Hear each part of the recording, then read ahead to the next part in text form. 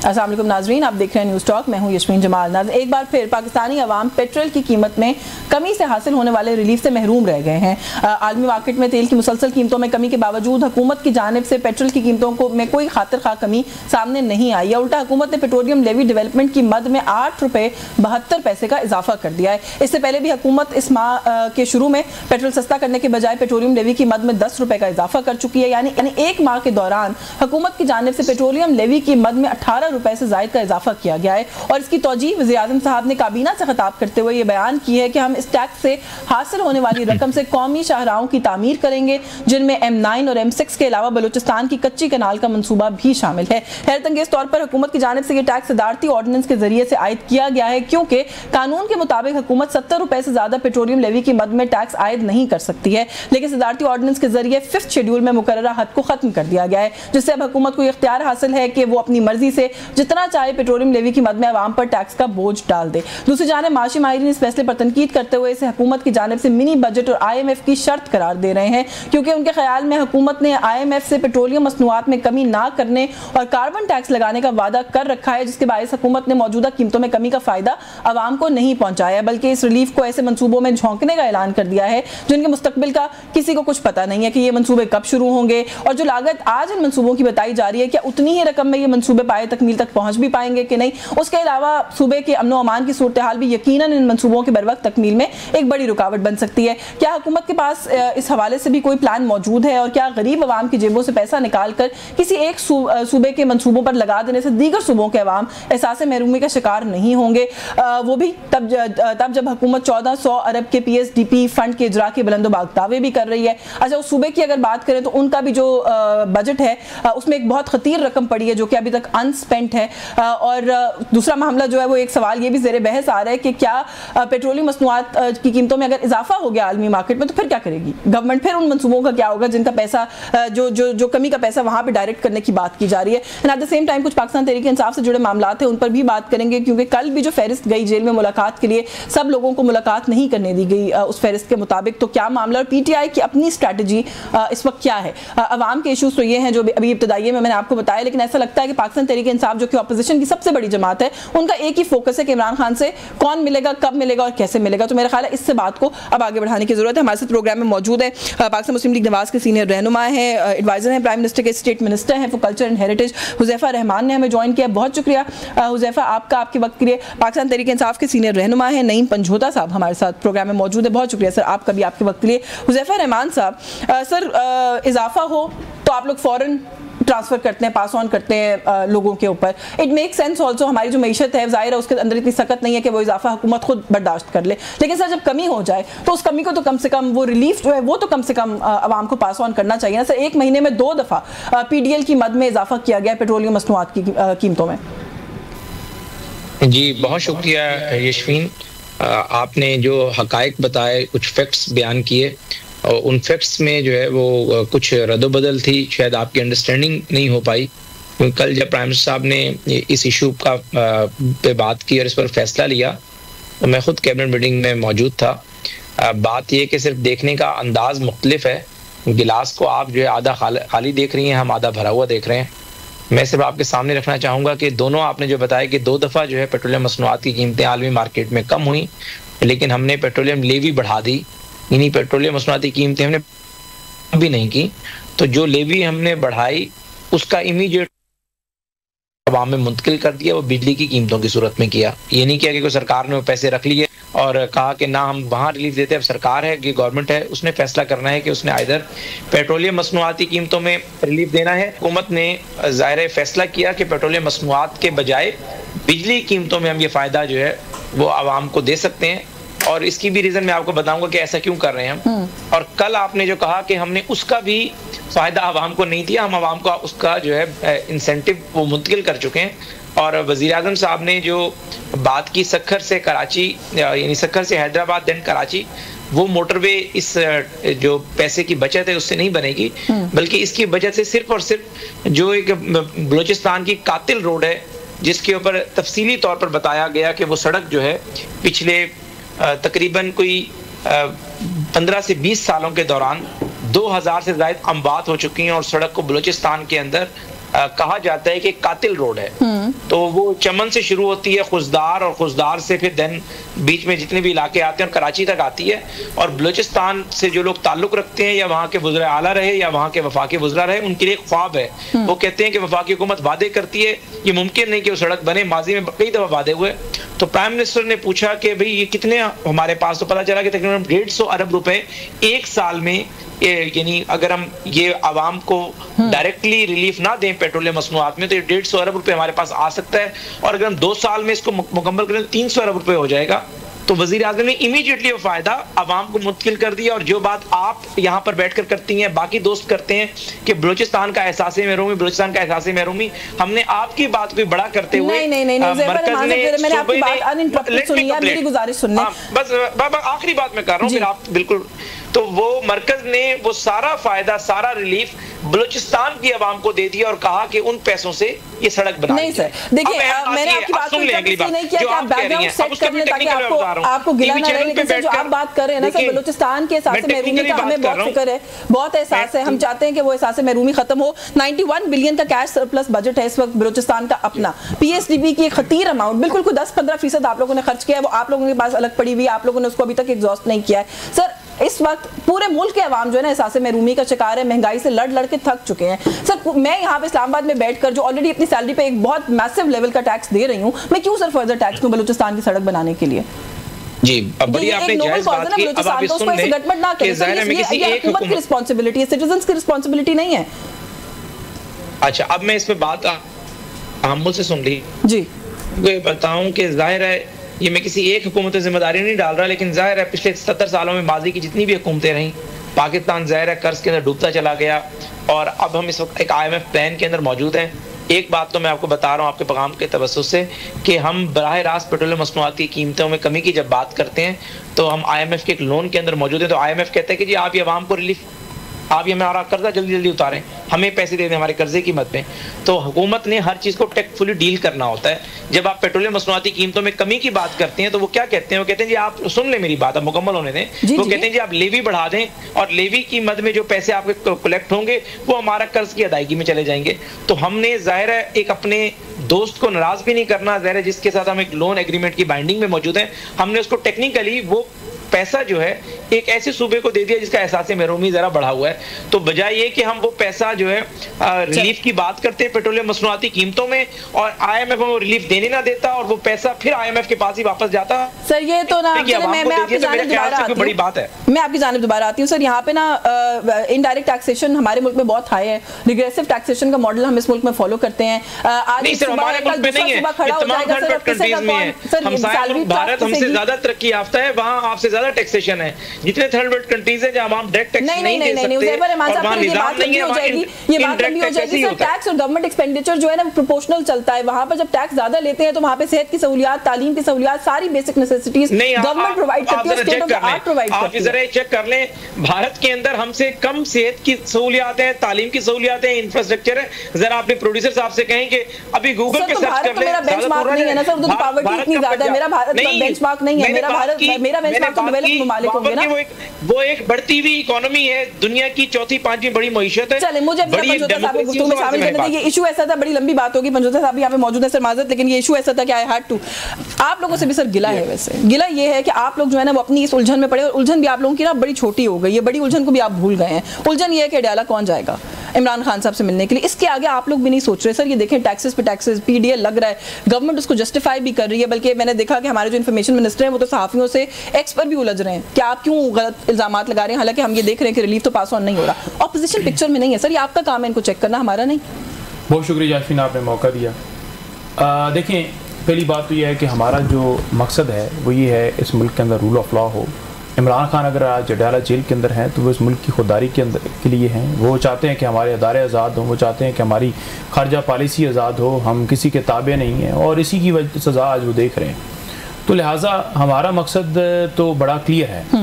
अब उसके अंदर जो खान साहब जेल के अंदर हैं तो वो हमारा मकसद जो है खान साहब की रिहाई है, ना कि उसके अंदर ये है कि हम इसके ऊपर फाइट कर रहे हैं या जंग लड़ रहे हैं।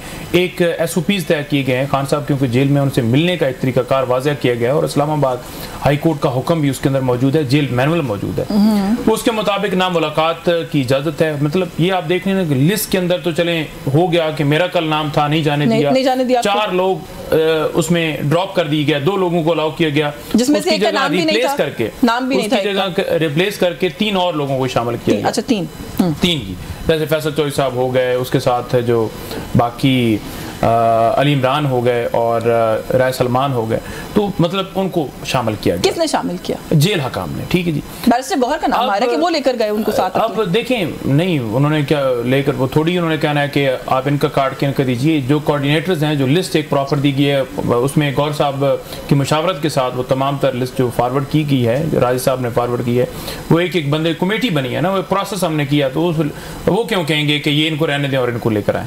उन्होंने किया है। अब दूसरी बात यह है कि चलें ये हो गए लिस्ट के अंदर नाम, खान साहब की बहनें, उनके ऊपर क्या कदगन है, वो क्यों नहीं जा सकती? वो पिछली दफ़ा भी बैठी रही, उससे पिछली दफ़ा भी बैठी रही, अरेस्ट उनको पिछली दफ़ा किया गया और वहाँ आपने देखा कि जैसे पूरा घुमाते हुए इस्लामाबाद और चक्री जाकर, ये मरियम की बात करते हैं ना, ये जी फरियाद तारपुर जो हैं उनको ऐसे जाकर गिरफ्तार कर लिया गया था, तो उनके ऊपर केसेस थे करप्शन के, बदयांती के, आज भी उन्होंने रसीदें नहीं दी। ये 1400 कनाल जो ज़मीन निकली है मरीम नवाज साहबा की, वो किसके? वो तो कहती थी मेरे नाम पे ना पाकिस्तान के अंदर है, बहनों को जो उठाया गया है वो करप्शन के केसेस की वजह से उठाया गया, या जो खान साहब की एहलियां हैं, या इस वक्त जो हमारी लीडरशिप जेल के अंदर है, या हमारे वर्कर्स अभी भी जेलों में हैं, 5000 के करीब हमारे वर्कर्स गिरफ्तार किए गए। मेरे ऊपर दहशतगर्दी, अक़दाम कत्ल, डकैती, चोरी, पुलिस पर हमला, साजिश, मुल्क के खिलाफ बगावत, एक एविडेंस उज़ैफा साहब बैठे हुए प्रोग्राम के अंदर मेरे खिलाफ लेकर आ जाइए कि मैंने ये तमाम चीजों में से कोई एक चीज भी की हो, तो हम कहेंगे कि हम झूठे हैं। यानी आप झूठे केसेस बनाएं, झूठे तो मैं किसी को नहीं कहूंगी, लेकिन आप लोग नॉन सीरियस हैं, माजरत लेकिन है सर। अभी 9 मई का परसों शायद 9 मई का लतीफ कोसर साहब पेश ही नहीं हुए। हम इतने नॉन सीरियस हैं कि हमें तो मुल्क की परवाह ही नहीं। हम इतने नॉन सीरियस हैं कि हमने जो है वो लोगों ने इमरान खान को 8 फरवरी को वोट दे दिया। हम इतने नॉन सीरियस हैं कि हर मामले के ऊपर, हर काज के ऊपर आवाज उठाते हैं। पीडीएल के ऊपर आप लोगों ने, ये सर बहुत बड़ा मसला है, महंगाई में इजाफा होगा। एक इंसान जो सुबह मोटरसाइकिल पर भी अपने बच्चे को स्कूल छोड़ना चाहता है ना, वो उससे इफेक्ट होता है जब पेट्रोल की मसनूआत की कीमतों में ऊपर नीचे कुछ होता है। आप लोगों ने कोई बात की? आपके पास वक्त नहीं है? बिल्कुल की है। मैं आपको बता देता हूँ, ये मैं आपके सामने रख देता हूँ स्टेटमेंट। उमर अयूब साहब ने अगले दिन भी बात की, उन्होंने कहा कि 14,550 अरब रुपया जो है वो इस वक्त पाकिस्तान जो है वो मकरूज हो चुका है। तो वो किन की वजह से मकरूज हुआ? उसमें तो सब हुकूमतों का हिस्सा है। नहीं, हुकूमतों का कौन सा? हमारे दौरे हुकूमत के अंदर 6 पॉइंट प्लस जो है वो जीडीपी उस वक्त थी, मईशत थी और जा रहा था, प्रोग्रेस कर रहा था। कोरोना वाले हालात थे, उसके बावजूद हालांकि इमरान खान की हुकूमत जो है वो तो यूं खड़ी थी ना कि उसकी सपोर्ट MQM फलानी, तो हर रोज धमकी मिल रही होती थी। आइए जी आज करारदाद पेश करते हैं, आइए जी आज वोटिंग कराते हैं, इमरान खान है भी वजीर आजम या नहीं है। उसके बावजूद इमरान खान ने बेहतर स्टेप ली और मैं तो पूरी एक लिस्ट गिनवा दी। फिर प्रोग्राम के अंदर वो होस्ट ने उसको कहना पड़ा कि आप जो है ना लंबी ना गिनवाए तमाम, क्योंकि सारा वो सेगमेंट ही चला जाएगा। हाँ। तो असल बात यह है कि मुल्क के जो मसाइल हैं उन पर बात करने की अगर इनसे बात की जाए ना तो वो उनकी तवज्जो नहीं है। नहीं सर, उनकी तवज्जो का काम तो वो कर रही है ना। नहीं, कौन सा काम कर रहे हैं? ये आप पेट्रोल की कीमतें दुनिया में नहीं। पहली बात, सबसे पहला नुकता ये है कि क्या इनके पास कोई इख्तियार है कोई किसी किस्म का काम करने का? नंबर 1 नहीं, क्या इनके पास कोई इख्तियार है? क्या इनके पास कोई ये अथॉरिटी है कि अवाम ने इनको चूज किया कि आप जाकर डिसाइड करें, अवाम का फैसला करें, मुल्क का फैसला करें? भाई ये होते कौन है? चलिए इसी नुक्ते से गुफ्तगू का आगाज कर लेंगे। मुझे ब्रेक लेनी है, आप इस गुफ्तगू का आगाज कर लेंगे क्योंकि सर ये सवाल ये लोग आपसे भी पूछते हैं कि 2018 में क्या आपके पास इख्तियार था। इस ब्रेक के बाद बात करेंगे, हमारे साथ रहिए। जी वेलकम बैक नाज़रीन। ब्रेक पे जाने से पहले नहीं पंजोता साहब जो बात करते हैं, before I go back to Zafar, मुख्तसर सर बात कीजिएगा। आपने कहा इनके पास इख्तियार है इस मुल्क में, जिसकी भी जब हुकूमत आई ऑपोजिशन ने यही कहा कि उसके पास इख्तियार नहीं है। देखिए पहली बात तो ये 2018 की आपने बात की है, 2018 का कोई मुझे एक केस दिखा दें जो उन्होंने फाइल किया और हम उस पर भागे। आप बना लीजिए कमीशन 18 पर भी और 24 चलिए उन्होंने फैसला किया, उन्होंने ऑपोजिशन का रोल अदा किया, तो ठीक है। फिर कहते हैं जी 14 वाले पे बनना चाहिए, 14 वाले पे बना लीजिए। हम तो कमीशनों से इन चीजों से नहीं भागने वाले। 300 केसेस में इमरान खान की जमानतें हो जाएंगी। IMF की डील वापस स्ट्राइक की इन लोगों ने, कल workers convention overseas convention IMF तो सारी है ना। अब इंटरनेशनल मार्केट के अंदर आप पेट्रोल की कीमत देखें कितनी है, और अभी आप देखें कि जिस तरह आपने फरमाया कि किस तरह जो है वो पेट्रोलियम लेवी के अंदर जो इन्होंने 8 रुपए का इजाफा किया और एक महीने के अंदर 18 रुपए, और वो क्यों किया जी? IMF। लेकिन IMF से जान तब छूटेगी जब आपके मुल्क के अंदर फ्री एंड फेयर इलेक्शन होगा, अवामी नुमाइंदा हुकूमत होगी जिसकी पॉलिसी होगी, जो मुल्क पूरी दुनिया से ममालिक आकर यहाँ पर इन्वेस्टमेंट करेंगे, आपकी मैशत बेहतर होगी। अब तो इनसे कहा जाए ना कि नवाज शरीफ साहब, जरदारी साहब, मरियम साहबा या कोई इनका रहनुमा वो क्यों नहीं जवाब इसके ऊपर देता कि वो दूसरों की बात कर रहे हैं कि फलाना मुल्क इन्वेस्टमेंट करेगा, सबसे पहले अपनी जायदादें तो पाकिस्तान के अंदर लेकर आए, आप अपने बैंक बैलेंस तो पाकिस्तान के अंदर लेकर आए, आपकी प्रॉपर्टियां खुद बाहर हैं, ठीक है, क्योंकि आपने भागना होता है, और आप दूसरों को कह रहे हैं कि फलाना मुल्क आएगा।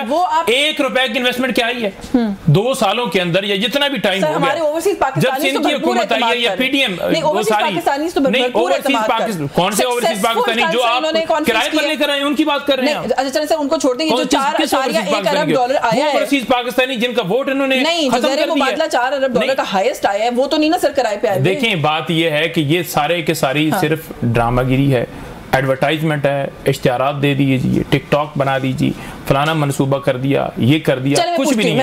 आपका मुल्क तब ठीक होता है जब आपके मुल्क में इंसाफ ही नहीं है। धांधली लोग आकर कहेंगे कि हम ये करेंगे। ये तनकीद बराए तनकीद, आप लोगों को भी अपना हाउस इन ऑर्डर करने की जरूरत है। मैं आती हूँ आपकी जानिब दोबारा। हुज़ैफा रिस्पॉन्ड करना चाहते हैं इन बातों में से किसी बात को जरूर करें। वो कहते हैं जी आप लोगों के पास इख्तियार क्या है कि आप लोग जो है वो इस तरह के काम करें। और साथ ही साथ सर अगले सवाल के हिस्से में प्लीज ये जेल की मुलाकात का एक दफा जवाब दे दें कि ये कौन है जो एक फहरिस्त आती है उस फहरिस्त को फॉलो नहीं होने देता, क्योंकि जेल किसके नीचे आती है वो मुझे आपको बताने की जरूरत नहीं, आपको मुझसे बेहतर पता।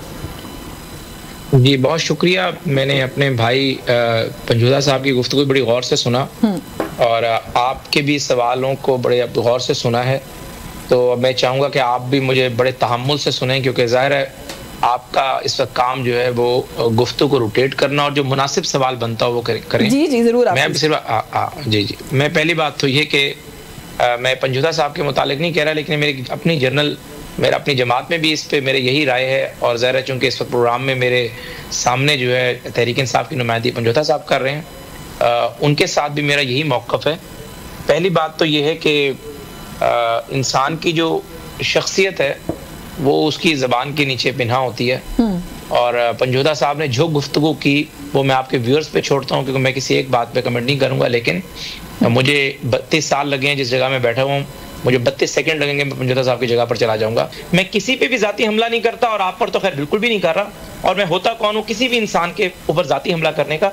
मैं फैक्चुअल बात कर रहा हूँ कि आप जिस तरीके से अब अपोजिशन में हैं, अल्लाह के फजल करम से जब से तहरीक इंसाफ वजूद में आई है इसी तरह की गुफ्तगू करती रही है। वो ज़रा पंजूदा साहब का कसूर नहीं है, वो बानी तहरीक इंसाफ का अपना एक स्टाइल है, वो उसको अग्रेशन का नाम देते हैं, लेकिन वो उसको अग्रेशन का नाम देते हैं, लेकिन जाहिर है मैं उसको बदतमीजी का नाम देता हूँ। अदम बर्दाश्त सियासत में उस वजह से पैदा हुई, और आप सियासी मुखालिफ के बारे में वही चोर वही बदतमीजी वाली बात आपने जब बात की, तो इन्होंने ओवरसीज के बारे में, हालांकि 90% ओवरसीज वो हैं जो कि इनकी कॉन्स्टिट्यूएंसी, आप नामों की लिस्ट मंगवा कर देख लें, 90% लोग आपको वो मिलेंगे जो कि हमेशा से इनके साथ खड़े रहे। अल्फाज माल कहते किराए के लोग थे।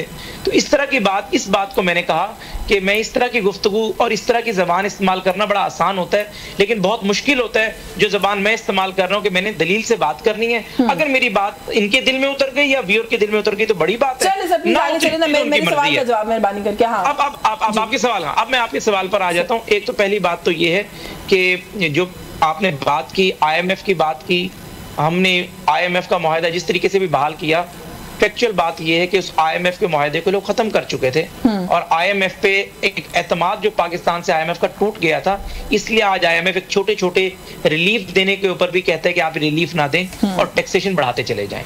और अब आपने बात मुझे कही कि जाहिर है कि हमें ये रिलीफ आवाम को मुतकिल कर देना चाहिए था। देखें हम एक सियासी हुकूमत है, पाकिस्तान की बड़ी सियासी जमात मुस्लिम लीग नून एक पंजाब की सबसे बड़ी स्टेक होल्डर हमेशा से रही, तो हमें भी इस बात का एहसास है कि अगर हम पेट्रोल का फौरी तौर पे अवाम को रिलीफ देंगे तो ऑटोमेटिकली उससे हमारी मकबूलियत ज़्यादा बढ़ेगी। लेकिन ऐन मुमकिन है हमारी मकबूलियत तो बढ़ जाए, इकोनॉमी पे उसका नेगेटिव इंपैक्ट हो। हमने जो 16 महीने में फैसले लिए हमें उसका कोई सियासी फायदा नहीं हुआ, उसका हमें आपने देख लिया कि 8 फरवरी को लोगों ने समझा कि हमने महंगाई की है, लोगों ने समझा कि शायद IMF से डील जो है वो हमने खराब की थी, लेकिन हमने मुल्क की इकोनॉमी को बचा लिया। लेकिन कल जो हमने एक फैसला लिया, हम ये समझते हैं कि मुल्क की मईशत के लिए एक बेहतरीन फैसला था। हम ये समझते हैं कि बलूचिस्तान को हमें देना चाहिए। गो इस पे तनकीद आप कर सकती हैं और आपका एक राइट है, लेकिन मैंने अपना एक नुक्ते नजर सामने रख लिया।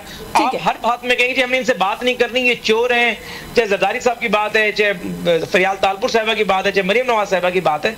तो मेरे ख्याल से अगर आप 4 साल की हुकूमत और अब 2-3 साल की अपोजिशन के बाद भी आपकी तलखी खत्म नहीं हुई और आप एक चीज नहीं समझे कि हम इस हाल पे क्यों पहुंचे हैं, हमने नहीं पहुंचाया। ये कानून फितरत है, कानून कुदरत है। जब आप सियासत में इतनी तलखी पैदा कर देंगे कि सियासी मुखालिफ को मुखालिफ नहीं दुश्मन का दर्जा दे देंगे, आप लोग कम कर लेना, इस तलखी को आप लोग कम कर ले। अदालत का हुक्म है सर, उसके बावजूद भी आप लोग अदालत का हुक्म फॉलो नहीं करते और मुलाकातें नहीं होने देते। कल का दिन भी ऐसे गुजर गया। खान साहब की बहनों को क्यों मुलाकात नहीं करने दी जाती, उनसे क्या खौफ है?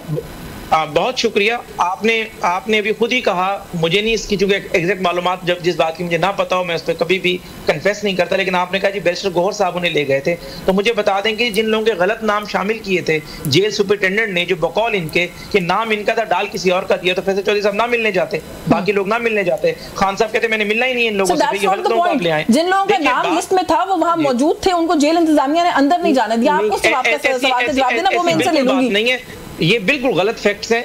जिन लोगों का नाम बीच में इंक्लूड किया, इनका नाम निकाल कर वो बकायदा बानी तहरीक इंसाफ की मर्जी से होता है। अच्छा, उनकी बहनों को क्यों नहीं जाने दिया? वैसे पंजोता साहब सामने बैठे हैं, लिस्ट मेरे पास है, इनका नाम था, इनको नहीं जाने दिया। दूसरे को ना मिलने दें। अगर इनकी अपनी पार्टी नहीं चाहती कि बानी तहरीक इंसाफ से ना मिले तो हम क्या कर सकते हैं? सर, इनको नाके पे रोका गया, पार्टी का तो कोई ताल्लुक ही नहीं था। चलिए मुझे आप बताएं कि बहनों की मुलाकात के अंदर क्या प्रॉब्लम है? बहनों को ये मेरे ख्याल है कितने हफ्ते हो गए उनको नहीं मिलने दिया जा रहा, क्यों? नहीं, कितने हफ्ते नहीं, 2 बहनों को तो मिलने दिया गया था। नहीं, वो गई नहीं थी, वो प्रोटेस्ट करके गई नहीं थी। लास्ट मुलाकात परसों की आप बात करिए, देखें जो जेल मैनुअल में तरीकेकार मौजूद है और जो जाहिर एक रेशो बन रही है, तो उसके मुताबिक उन्हें मिलने दिया जा रहा है। हमें कोई अदम तहफ़्फ़ुज़ नहीं है, नाम इनसिक्योरिटी है, लेकिन जो कानून मौजूद है, जो जेल मैनुअल में जेल सुप्रीडेंट के अख्तियारात मौजूद हैं, उसमें ज़रा उन्हें मैनेज करना है कि सियासी लोगों को भी मुलाकात का मौका देना है, फैमिली को भी देना है।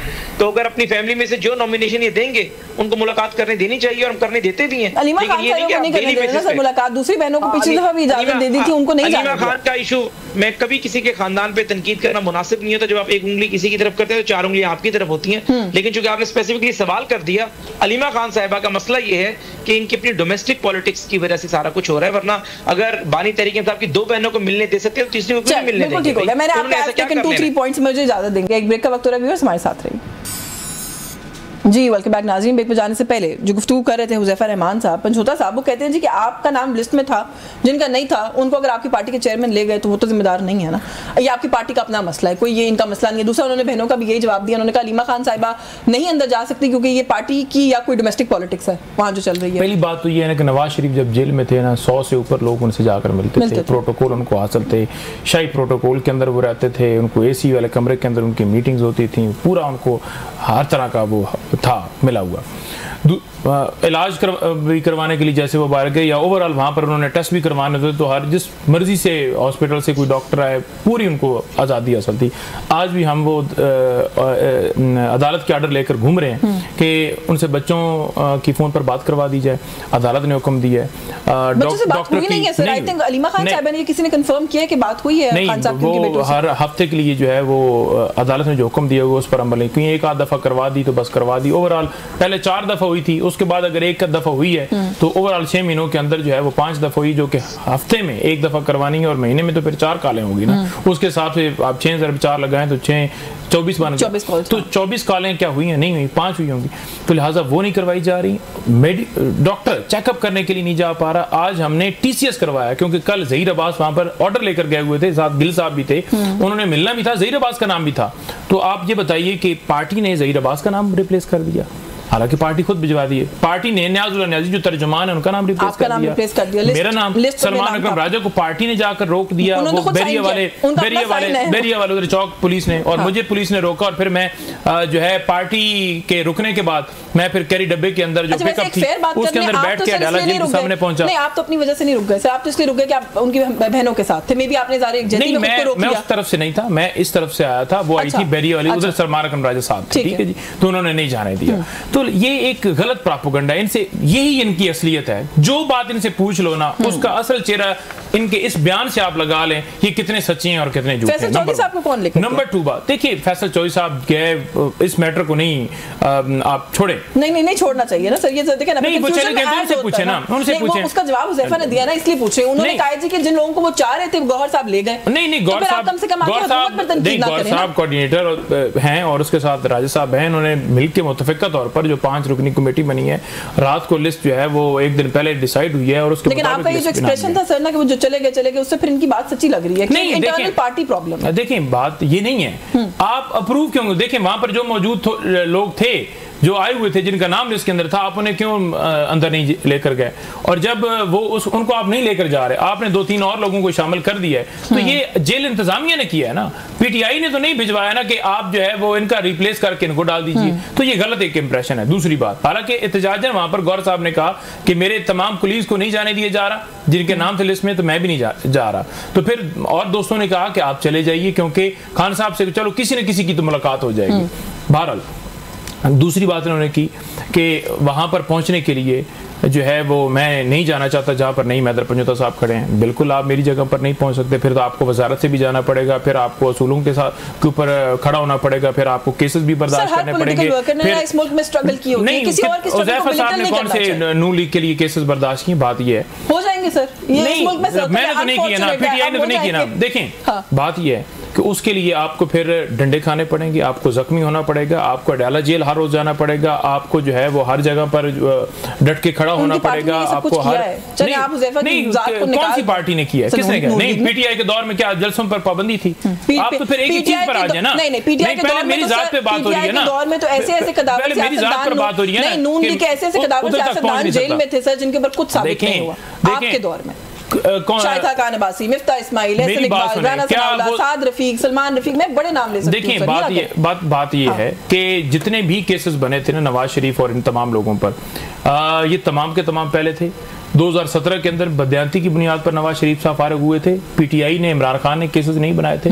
वो मकसूद चपरासी वाला, क्या चपरासी के अकाउंट में पैसे नहीं आए थे, 1-2 केस बने और वो जेन्युइन केस थे, लेकिन इन्होंने डील के जरिए, लंदन बैठ के कभी जमानत मिलती है? लंदन बैठ के जमानत मिली? डील के इमरान खान ने बिल्कुल उसके ऊपर इनकार किया। उन्होंने जो स्टेटमेंट आई है कल की, रिसेंटली मैं आपको बता रहा हूँ, ठीक है, उन्होंने इनकार किया।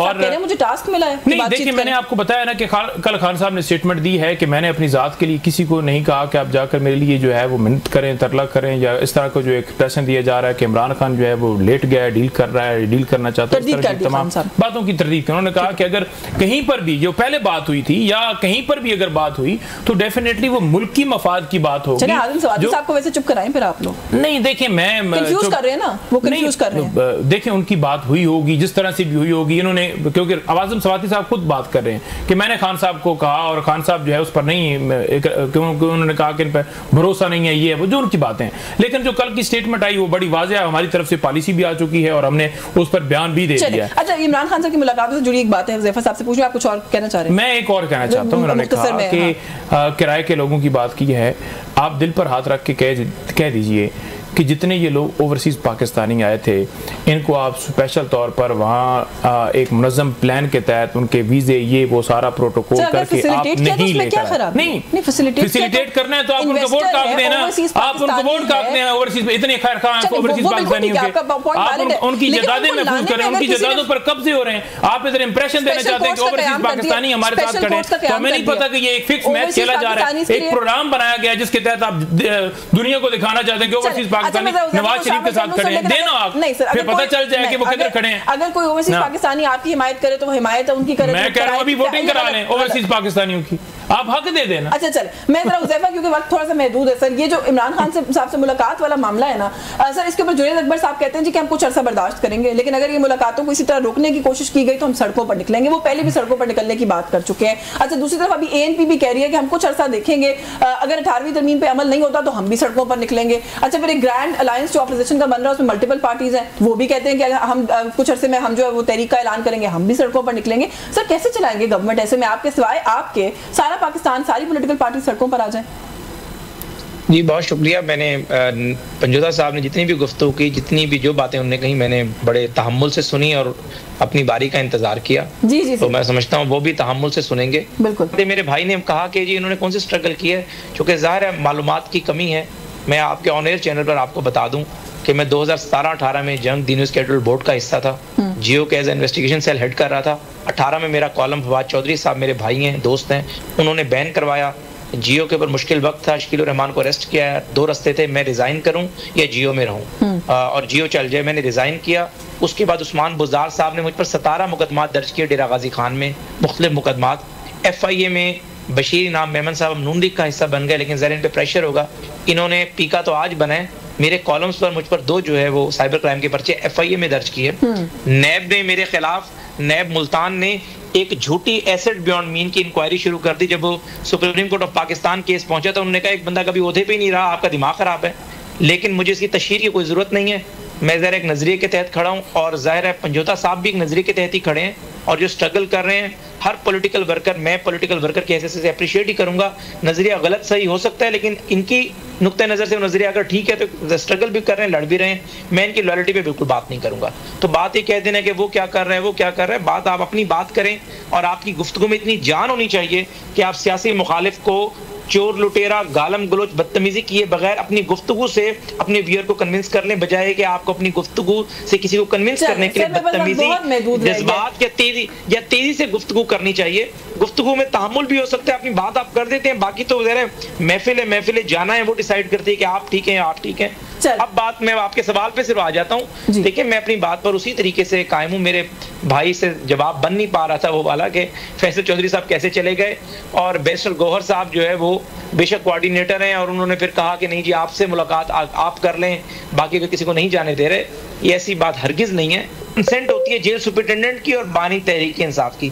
जिसका म्यूचुअल कंसेंट में नाम आ जाता है वो चला जाता है, जिसका नहीं आता इसमें तनकीद आप जरूर कर सकते हैं कि नहीं भी सबको जाने दिया जाए, लेकिन ऐसी बात नहीं है कि बानी जो है वो जाहिर है जेल इंतजामिया के साथ उनका एक कोऑर्डिनेशन है। वो जाहिर है इस वक्त उनके मेहमान हैं। जेल का जो मुल्जिम है, कैदी होते हैं, वो मेहमान होते हैं सुप्रीम जेल का, तो जाहिर है उसका कोऑर्डिनेशन जरा मजबूत होता है। मेरे पास वक्त खत्म हो गया, इसका वन लाइनर। हां बिल्कुल, देखिए पहले भी आए हैं, 3 दफा आ चुके हैं पिछले 1 साल में। अगर अब भी आएंगे तो इंशाल्लाह ताला पहले भी हैंडल किए और अब भी हैंडल करेंगे। लेकिन मुझे उम्मीद है कि वैसे ये वन लाइनर बता दें मैं बिफोर आई वाइंड अप, क्योंकि अगर हमें बंदूक उठाने की, अगर हमें बंदूक उठाने की कानून और आइन के अंदर इजाजत होती ना, जिस तरह इन्होंने बंदूक गोली चलाई है, तो फिर मैं देखता कि कौन से वजीर इधर खड़े होते हैं और कौन से मुशीर इधर खड़े होकर ये कहते हैं सुन लेना कि हम छट्टा मारेंगे और 8 मिनट के अंदर इसका सफाया कर दें, और फिर आपने सफाया किया।